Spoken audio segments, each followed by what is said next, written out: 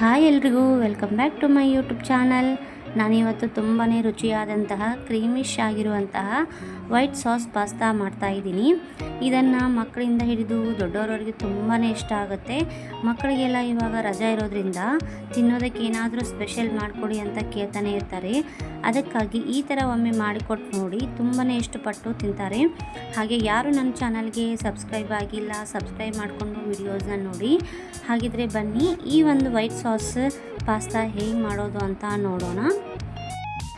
ಮೊದಲಿಗೆ ನಾನಿಲ್ಲಿ ಪಾಸ್ತಾನ ಚೆನ್ನಾಗಿ ತೊಳ್ಕೊಳ್ತಾ ಇದ್ದೀನಿ. ನಾನಿಲ್ಲಿ 2 ಕಪ್ ಪಾಸ್ತಾ ತೊಗೊಂಡಿದ್ದೀನಿ. ತೊಳೆದುಕೊಂಡಿರೋ ಪಾಸ್ತಾನ ಚೆನ್ನಾಗಿ ಬೇಯಿಸ್ಕೊಳ್ಬೇಕಾಗತ್ತೆ. ನಾನು ಇಲ್ಲಿ ಸ್ವಲ್ಪ ನೀರು ಹಾಕ್ಕೊಂಡು 2 ಕಪ್ ಪಾಸ್ತಾನ ಕುದಿಸ್ಕೊಳ್ತಾ ಇದ್ದೀನಿ. ಅದ್ರ ಜೊತೆಗೆ ನಾನಿಲ್ಲಿ 2 ಟೇಬಲ್ ಸ್ಪೂನ್ ಅಷ್ಟು ಅಡುಗೆ ಎಣ್ಣೆ ಹಾಕ್ಕೊಳ್ತಾ ಇದ್ದೀನಿ. ಅದರ ಜೊತೆಗೆ 1 ಟೇಬಲ್ ಸ್ಪೂನ್ ಸಾಲ್ಟ್ ಕೂಡ ಹಾಕ್ಕೋತಾ ಇದ್ದೀನಿ. ಪಾಸ್ತಾನ 2 ರಿಂದ 3 ನಿಮಿಷಗಳ ಕಾಲ ಬೇಯಿಸ್ಕೊಳ್ಬೇಕು. ಇವಾಗ ಪಾಸ್ತಾ ಸಾಫ್ಟಾಗಿ ಬಂದಿದೆ.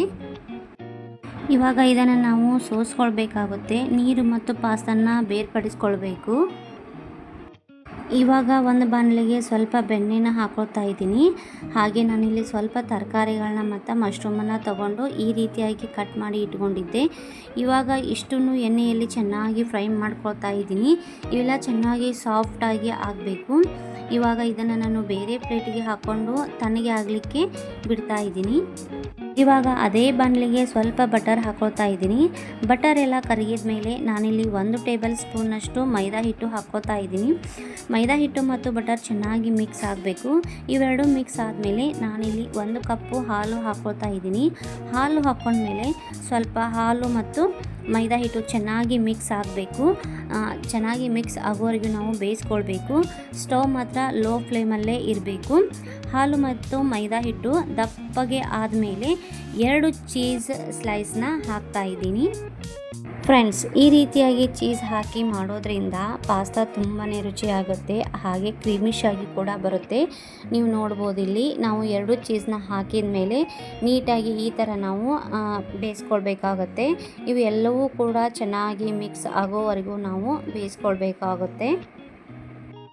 ಚೀಸ್ ಚೆನ್ನಾಗಿ ಮೆಲ್ಟ್ ಆದಮೇಲೆ ನಾವು ಬೇಯಿಸ್ಕೊಂಡಿರುವಂತಹ ತರಕಾರಿಗಳನ್ನು ಇವಾಗ ಹಾಕ್ಕೋಬೇಕು. ಫ್ರೆಂಡ್ಸ್, ಈ ಥರ ಹಾಕಿ ಕರೆಕ್ಟಾಗಿ ನಾವು ಎಲ್ಲವನ್ನು ಮಿಕ್ಸ್ ಮಾಡ್ಕೋಬೇಕು. ಇದ್ರ ಜೊತೆಯಾಗಿ 1 ಟೇಬಲ್ ಸ್ಪೂನಷ್ಟು ಚಿಲ್ಲಿ ಫ್ಲೇಕ್ಸ್ನ ಹಾಕ್ತಾ ಇದ್ದೀನಿ. ಹಾಕಿ ಕೂಡ ಚೆನ್ನಾಗಿ ಇದನ್ನು ಮಿಕ್ಸ್ ಮಾಡ್ಕೊಳ್ಬೇಕು. ಈಗ ರುಚಿಗೆ ತಕ್ಕಷ್ಟು ಉಪ್ಪನ್ನ ನೋಡಿಕೊಂಡು ಹಾಕ್ಕೊಳ್ಬೇಕು.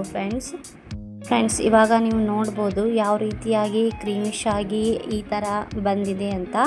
ಇವಾಗ ನಾವು ಏನು ಪಾಸ್ತಾನ ಕುದಿಸಿ ಇಟ್ಕೊಂಡಿರ್ತೇವಲ್ಲ, ಸೊ ಅದನ್ನು ಇವಾಗ ನಾವು ಆ್ಯಡ್ ಮಾಡ್ಕೋಬೇಕು. ಫ್ರೆಂಡ್ಸ್, ಇವಾಗ ಆ್ಯಡ್ ಮಾಡ್ಕೊಂಡ್ಮೇಲೆ ಈಗಾಗಲೇ ನಾವು ಚಿಲ್ಲಿ ಫ್ಲೇಕ್ಸ್ನ ಹಾಕಿರ್ತೀವಿ, ಅದೇ ರೀತಿ ಸಾಲ್ಟ್ ಕೂಡ ಹಾಕಿರ್ತೀವಿ.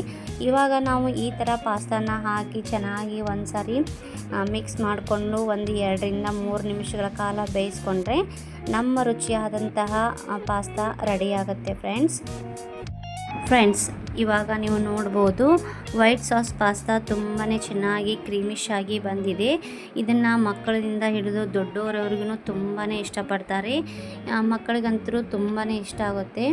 ಸೊ ಈ ನನ್ನ ಒಂದು ವಿಡಿಯೋ ನಿಮಗೇನಾದರೂ ಇಷ್ಟ ಆಗಿತ್ತು ಅಂತಂದರೆ ಪ್ಲೀಸ್ ಸಬ್ಸ್ಕ್ರೈಬ್ ಮಾಡಿಕೊಂಡು ನನ್ನ ವಿಡಿಯೋಸ್ಗಳನ್ನ ನೋಡಿ ಅಂತ ಹೇಳ್ತಾ, thank you so much friends.